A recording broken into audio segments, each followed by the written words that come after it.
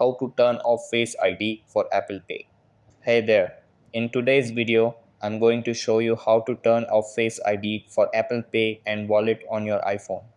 This way, you can use a passcode instead of Face ID to verify your payments. So let's get started. If you're using the latest version of iOS, it's really simple.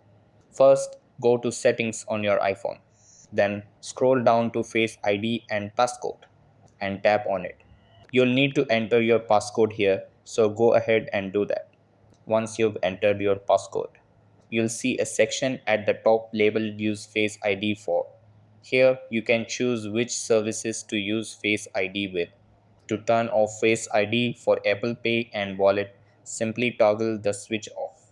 Keep in mind, some cards that were originally set up with Face ID may not work without it. However, for most cards, you'll just need to use your passcode instead of Face ID when making a payment. And that's it. You've successfully turned off Face ID for Apple Pay. If you found this video helpful, please hit the like button and subscribe for more tips and tricks. Thanks for watching.